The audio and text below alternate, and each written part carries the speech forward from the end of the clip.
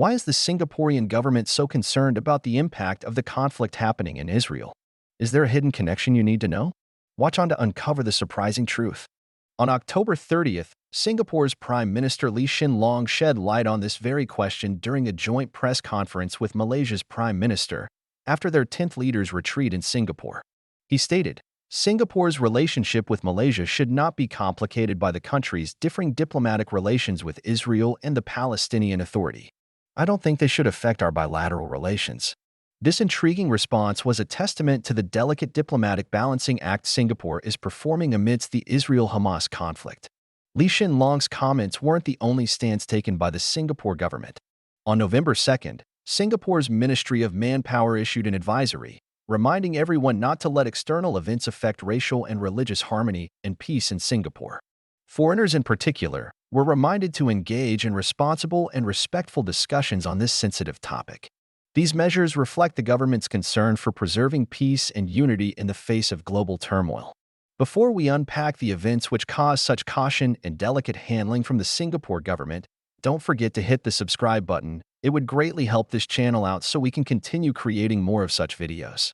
Well, on October 7th, Palestinian militant group Hamas launched a surprise attack on Israel, with Israeli authorities reporting the militants killed about 1,400 people and took at least 239 hostages. Israel then responded by bombarding Gaza, particularly in the north, and launching a ground offensive. The death toll from Israeli bombardments in the Gaza Strip has risen to 9,500, with well over half of them women and children. Unfortunately, this number will continue to rise as the conflict continues to unfold. But this still does not explain why the government of Singapore is taking such delicate steps in response to a conflict that seems far from its shores. To unravel this complex story, we must first understand the historical context of the Israel-Hamas conflict and its parallels with Singapore's own journey. Israel's geographic positioning is indeed intricate. In a conflict-stricken region, the nation shares borders with Lebanon and Syria to the north, Jordan to the east, and Egypt to the south. The conflict traces its roots to the late 19th and early 20th centuries when Jewish immigrants began arriving in historic Palestine, then under Ottoman rule. Their arrival led to tensions with the Arab population. After World War I, the British Mandate for Palestine was established, and the Balfour Declaration in 1917 expressed British support for a national home for the Jewish people in Palestine, causing further tensions between the communities. Then, as the dust of World War II settled, in 1947, the United Nations proposed a partition plan for Palestine, dividing it into separate Jewish and Arab states. The plan was accepted by Jewish leaders but rejected by Arab leaders. Almost immediately, volunteer armies infiltrated into Palestine against the Jews on November 29, 1947. Eventually, Israel's establishment as an independent sovereign state was officially declared in Tel Aviv on Friday, May 14, 1948, by Zionist leader David Ben-Gurion.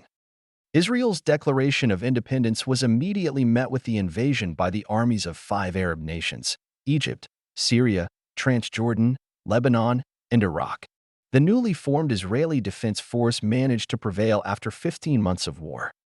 Then, in 1967, in what was declared as the Six-Day War, Israel was forced to defend itself when again Syria, Egypt, Jordan, and Iraq conducted attacks, and Egypt illegally blocked Israel's access to international waters and expelled UN peacekeeping forces. Arab countries mobilized more than 250,000 troops in preparation for a full-scale invasion. Israel preempted the invasion in a defensive war and managed to capture the West Bank from Jordan, Gaza and the Sinai Peninsula from Egypt, and the Golan Heights from Syria. The Israeli occupation of the territories gave rise to Palestinian resistance movements, including Hamas, which emerged in the late 1980s. Efforts for peace, including the Oslo Accords in the 1990s, aimed to resolve the conflict mostly failed. After defeating the long-dominant Fatah Party in parliamentary elections in 2006, Hamas has been the de facto ruler in the Gaza Strip, while the West Bank remains under the control of the Palestinian Authority. The Israeli blockade of Gaza has had a significant impact on the population. Over the years, there have been cycles of violence, with rocket attacks from Gaza into Israeli territory and Israeli military responses. But how does Israel's engagement, both internally and externally, relate to Singapore's situation? Let's now shift our gaze to the tiny island of Singapore. Today, it is a marvel of modernity, with its skyline rising like a metropolis from the future, cocooned by the lush greenery of an urban oasis. However, what you might not know is that Singapore's geographic location shares similarities with Israel. Both nations have relatively small land areas, and Singapore's proximity to larger Muslim-majority neighbors, Malaysia and Indonesia, which draws parallels with Israel's proximity to its larger Arab neighbors. Similarly, in the past, Singapore was once a British colony, and as the British, along with its military protection, left Singapore, the young island state had to prepare to embark on its road as an independent nation. Observing Israel's journey closely. From Israel's conflict-filled history, Singapore drew inspiration from Israel's military strategies to protect itself from potential threats, both internal and external. Singapore looked to become a poisonous shrimp as its defense doctrine to protect itself from its larger neighbors. Just a mere 2 years after gaining its independence following being kicked out from Malaysia, as a result of deep political and economic differences between the ruling parties, Singapore passed a bill. The bill introduced compulsory conscription of male youths on the grounds of establishing a credible defense force and nation-building for Singapore. Termed as national service, it was following in the footsteps of Israel and the Israeli Defense Forces, who began military conscription since 1948. Most notably, Singapore would also establish full diplomatic relations with Israel. However, Singapore kept its relationship with Israel on a low profile in its initial years, to avoid garnering a negative response from its Muslim-majority neighbors Malaysia and Indonesia, which maintained significant animosity towards Israel stemming from the Arab-Israeli conflict and continues to not have diplomatic recognition with the Middle Eastern country up until today. From 1966, Israeli military advisors were brought in to assist in setting up and training the Singaporean military. Israel also supplied Singapore with military hardware including tanks and missiles. To disguise their presence, the Israeli advisors were famously described as Mexicans. However, while Singapore took heed from Israel in its national defense strategy, Singapore's approach differs significantly from Israel in terms of diplomacy and societal harmony. Singapore has nurtured strong diplomatic relations with its neighbors, while celebrating harmonious multiculturalism and maintaining a multi-religious society within its borders. This is where Singapore's delicate handling of the current Israel-Hamas conflict becomes paramount, as it must uphold regional stability and peace, both in its immediate surroundings and within its own diverse society. In fact, Singapore and Malaysia have differing diplomatic relations with Israel and the Palestine Authority, and while Singapore has always been supportive of the two-state solution, Israel and Malaysia currently maintain no formal diplomatic relations.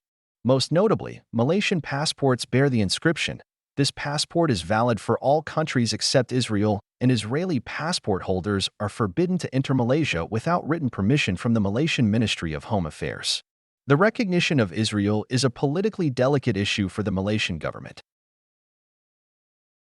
The serious conflict erupting in Gaza has evoked a lot of emotions across the globe and will have its impact in the region surrounding Singapore and Southeast Asia. As the conflict continues to unfold, divides often occur along racial and religious lines, which have been a cause for conflict in the past. As we know, such relationships lie in a delicate balance and can be tipped over easily if anger between different groups are allowed to fester, especially more so with the use of social media. As Israel reacts with a full ground invasion and the bombing of the Gaza Strip, Singapore knows that it must not let the external events happening in Israel affect both its ties with its neighbors and internal situation within Singapore. The government of Singapore continues to be on the watch out for terrorist groups who might look to exploit such conflicts and instability, especially as calls are issued for followers to join in a wider jihad against Israel. With reports of anti-Semitic attacks incidents overseas, Singapore wants to make it clear it stands against terrorism and anyone who promotes and espouses extremism and violence. Singapore echoes Israel's quest for regional stability. Its engagement with Southeast Asian neighbors, like Malaysia and Indonesia, reflects the same drive to foster understanding amidst complex relationships.